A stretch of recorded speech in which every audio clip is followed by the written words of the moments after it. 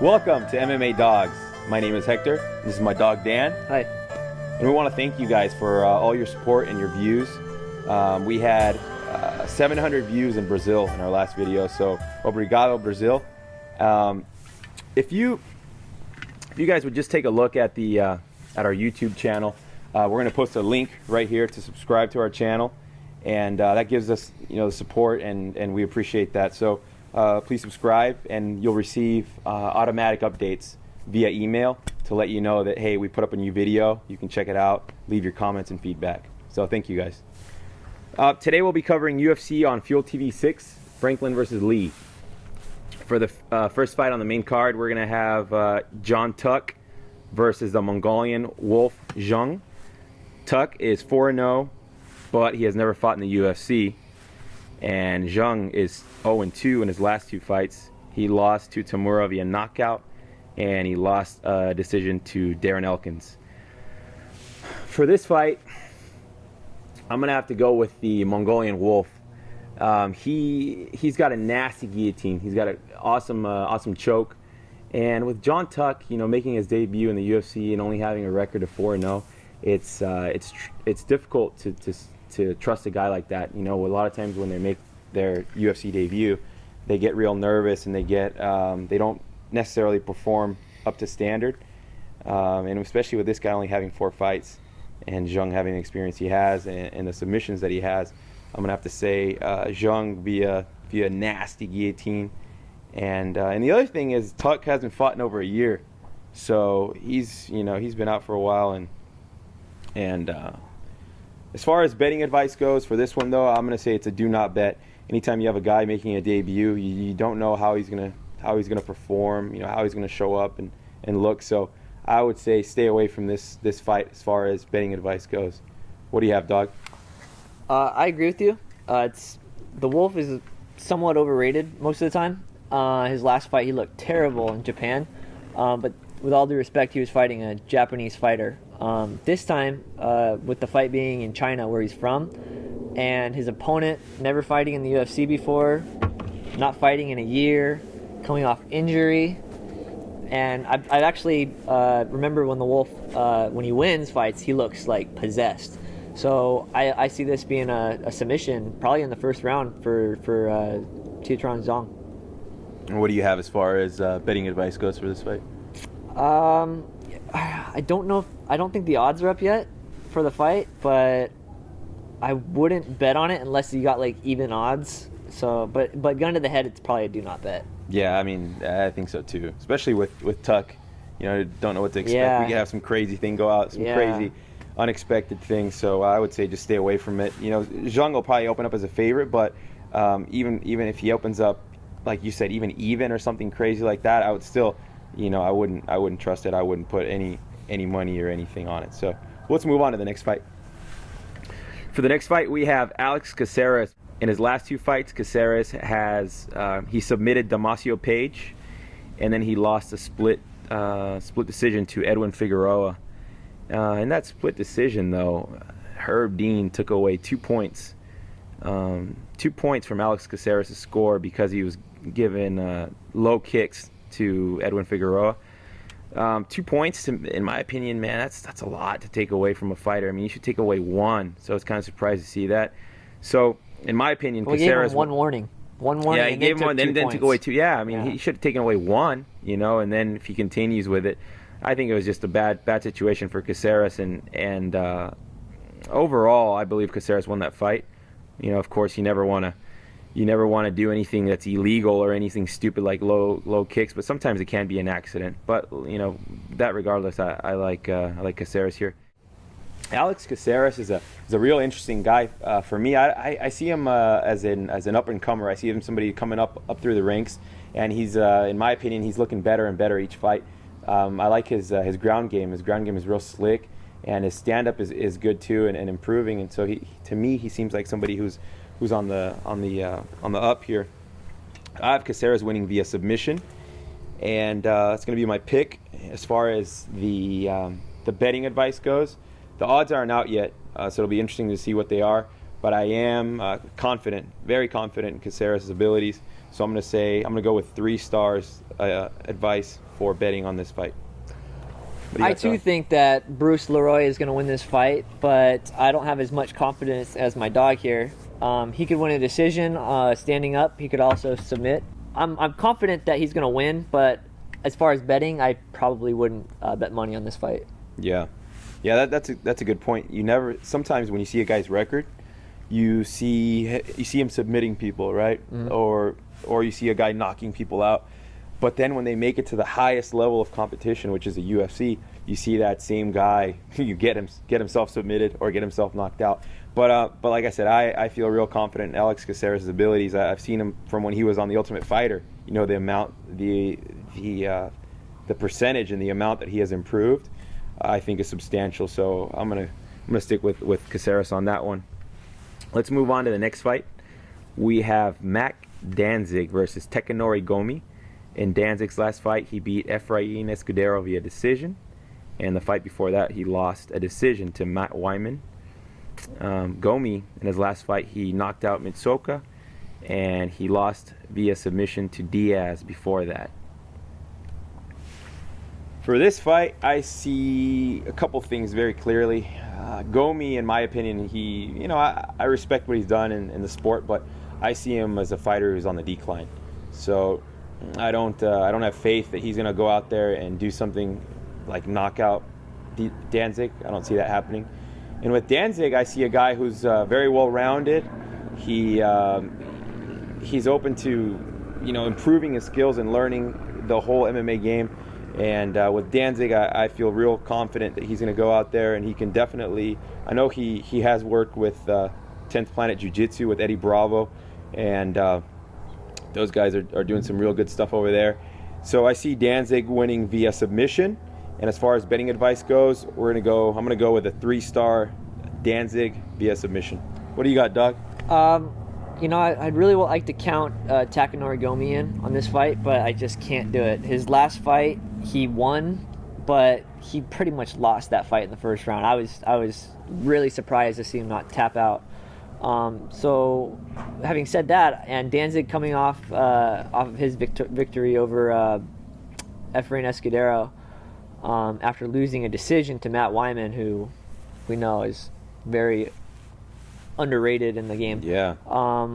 I see Danzig winning a decision and possibly a submission here. Yeah, this might be Gomi's last fight in the UFC. I mean, maybe they'll give him one more or something like that, but I don't really see him winning this fight. Let's move on to the next fight. We have Dong Hyun Kim versus Paulo Thiago. In Kim's last fight, he got knocked out TKO via Damian Maia, in which Kim claims he had muscle spasms. Before that, he won a decision to Sean Pearson. In Thiago's last fight, he got knocked out by CR, and before that, he won a decision over David Mitchell. What I see here with these two guys is two unpredictable guys. With Dong Hyun Kim, man, I mean, he was looking real good. He beat Diaz at 170. He beat Nate Diaz at 170, and then he started asking for a title shot against GSP. Remember that, Doug? Yeah, I remember that. Started saying he wanted GSP, and when he said that, we were at that fight, and we just looked at each other, and just started laughing, like, serious right now, like, yeah, he just beat Diaz, but the way Kim's fight is just that wrestling, grappling, take you down to the ground and smother the opponent. So if Kim's going to win, it's going to be a decision, right? He's not going to go out there and knock out Paulo Thiago or submit him. Of course, anything could happen, but we know we can expect him to go out there, take him down, clinch up, grapple, do all that stuff.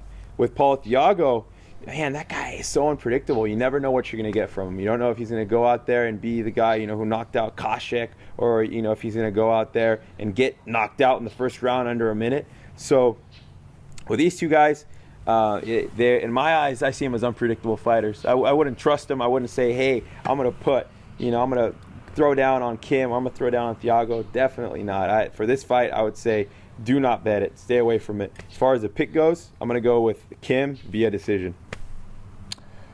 I actually like Paulo Thiago in this one.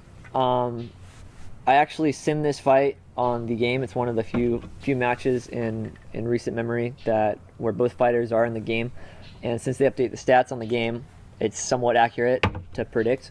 I did 12 matches and each guy won 6, but the way that, like you said, Dong Young Kim is probably not going to knock him out, and that's pretty much what the game predicted, when Dong Young Kim would win. Paulo Thiago could submit him, could win a decision, and could also knock him out. Dong Young Kim probably would only win the decision in this one. So I like Paulo Thiago as a solid pick. I do see how he could lose, so it's not like it's probably more of like a 3-4 star instead of a 5-star. I'm probably going to stick with 3-star just to be safe. Yeah. But I do like Paulo Thiago because he doesn't make excuses for his losses like Dong Young Kim does, and I actually think that it was pretty much a fluke when he lost Bahadur Zada. I watched the replay of that fight, and I can't even find where he gets punched in the face at, but the outcome is he's lying face down on the ground. And I think that Paulo Thiago is going to come real motivated, just going to come out there and just smash Dong Young Kim, regardless if he knocks him out or submits him or decision. I'm playing it a little bit safe here. I think Dong Young Kim is also going to come out a little bit stronger too, fighting really close to Korea. So I see this fight going to the 3rd round and then Dong Young Kim losing by a submission. Yeah, you bring up some excellent points. If Kim wins, it's going to be via decision. So we know what his game plan is going into it. If Paulo Thiago wins, it could be via knockout, via submission, via decision. So then it becomes one of these things where one guy has one way of winning and the other guy has 3 different ways of winning. So the logical sense would be to go with Paulo Thiago, right? Be like, hey, this guy's got more ways to win. Unless the guy who has that one way of winning comes out there, like in my opinion, Kim will come out there, and if he sticks to the game plan of grappling, wrestling, and smothering the guy, in my opinion, that's a greater percentage of that happening. But with that being said, it's also the betting, do not bet, and then my pick strength, how strongly I feel in it, it could go either way. But with him being so close to his home country, I was probably going to give him that extra motivation. And the other thing I was thinking about was Paulo Thiago. He has a great story. He's in the Brazilian special forces fighting crime, and you can't help but root for a guy like that, right? A real hero, an actual hero who does this as a side hobby. So as a fan, I mean, how can you not root for a guy like that, unless you think the other guy is a favorite or whatever. And he's a dog. And he's a dog. Yeah. And he's a dog. Yeah. So as a fan, hey, Paulo Thiago, man, I hope you win. But as somebody who's trying to pick the winner, trying to decide, hey, this isn't a fan or emotionally involved kind of feeling. This is let's pick a winner here. Who do you think's gonna win? It's that. So those are good points. All right, let's move on to the next fight. For the next fight, this one I'm excited for. We have Stanislav Nedkov versus Thiago Silva. Nedkov hasn't fought in over a year and is coming off injury. And Nedkov's last fight, he knocked out Luis Kane. In the fight before that, he wasn't in the UFC, but he won via submission. Silva hasn't won since 2009. But in his defense, he is an exciting fighter. I remember watching him fight against Rashad Evans where, man, Thiago Silva, it was UFC 108, I believe. And Thiago Silva was out there, man, just bringing it to Rashad. And Silva's last fight, though, he lost via decision to Alexander Gustafsson. In the fight before that, he beat Brandon Vera, which later got overturned to no contest. With this fight, the reason I'm excited for this fight is because I see 2 guys, man, who are going to go out there and just bang it out. Just go out there and try to knock each other out. They're big 205ers, so, light heavyweights, and go out there and fight it out. Unless Silva decides to use his wrestling and take him to the ground. But even if he does that, he's going to be grounding, pounding, hitting the guy. So with this fight, it could. I mean, anything could happen, right? Silva could get hit could get hit in the chin by Nedkov, and the fight's over. But I see Silva winning this via knockout. And as far as the betting advice goes, I'm going to go with Silva, 4 stars. So I am confident in Silva's abilities because, like I said, he could use the wrestling and take him down. He could maybe show off his jiu-jitsu, try to submit him there, or he could go for the ground and pound. So I'm going to go with Silva, 4 stars. What do you got, Doug? This fight is my favorite fight on the card out of every other one. I like Thiago Silva in this fight just all day, 5 stars. First round knockout probably. This Nedkov guy hasn't fought in over a year. He's coming off of an injury, and he didn't look all that great against Luis Kane before he caught Luis Kane in at the end of the first round. So Thiago Silva hasn't won in a while, or officially won in a while. So I'm sure he's going to be very, very hungry to go out there, not only win but get a finish. Yeah. So I'm just this is my favorite fight, the whole thing. I think it's going to go first round knockout. Thiago Silva, Brazil over Bulgaria. Yeah, I bet Brazilians will love that, right? So let's move on to the next fight. For the main event, we have Rich Franklin versus Cung Le. In Franklin's last fight, he won a 5-round decision over Wanderlei Silva, and his fight before that, he lost the decision to Forrest Griffin. That was at 205. So yeah, he got smothered by Forrest, out-wrestled, outsized. And in Lee's last fight, he beat Patrick Cote via decision. In the fight before that, he got knocked out by Wanderlei Silva. For this particular fight here, it is going to be a 5-round fight. I have Rich Franklin winning via knockout. With Cung Le, I really don't feel like I know what I'm going to get out of him. Sometimes I see him and he comes in ready to fight, in shape. And then other times I see him, he's in there, he doesn't really look in shape, especially with it being a 5-round. I just can't trust that he's going to go in there in shape, ready to fight. With Rich Franklin, it's the opposite. I know he's going to be in shape. I know what he brings to the table. I know what I can expect out of him. So I'm going to say Franklin via knockout. With that being said, though, with this card, with this fight being in Macau, anything can happen. And I'm going to say that Cung Le will probably come out, and we'll probably see the best Cung Le that we have seen as of to date. I really think he's probably taking this fight seriously. So I'm going to say do not bet. I'm going to say don't bet on this fight. Just watch it as a fan, enjoy it. But my pick is, like I said, Franklin via knockout. What do you have here, Doug? I definitely could see how Rich Franklin wins this fight, but he's just so inconsistent. His last 4 fights, I'm just going to go back 4 fights. Yeah. He lost to Vitor, which all due respect, Vitor is the man. But, he beat Chuck Liddell, and it wasn't all that impressive. It was like a lucky punch, and, Chuck Liddell was already on the decline at the time. Mm-hmm. And then he lost to Forrest Griffin, who's obviously on the decline, it seems like, also. Yep. And then he pretty much got knocked out by Wanderlei Silva in his last fight in the second round. I don't know why the ref didn't stop the fight, but... So he could hold on and grind out a 5-round decision against Cung Le. He could finish Cung Le, yeah. But Cung Le I really like as an underdog. He's got 2 losses as a heavy and moderate favorite. But, as an underdog, he came through against the Predator last time he fought. And this time, once again, as the underdog against Rich Franklin, fighting very close to Vietnam, which is where he was born. I just can't count Cung Le out. So I'm going to, they're both pretty old for being in MMA still, but I really feel like Rich Franklin is more on the decline than Cung Le, and I think that's what's going to play a factor in this. So I'm going to say Cung Le, probably knockout in the later rounds, but we'll see what happens. Yeah, the Cung Le style of stand-up style, his striking, is fun to watch.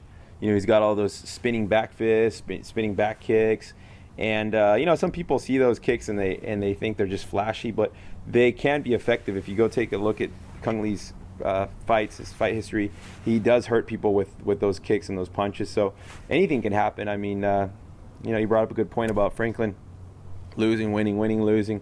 So that's why. But winning after he's already been hurt or after he's not looking good too. Yeah. So you know? it's one of those fights that could go either way. So that's why I'm only picking it, but telling you guys, hey, don't bet it unless you see something that we don't see, unless you see something that that you feel like, hey, this can be really really an important factor to the fight. So thank you guys again for joining us for this episode of MMA Dogs, and we wish you the best of luck. Please look forward to our next videos. Like I said, subscribe to it, and you'll receive free automatic updates. Thanks.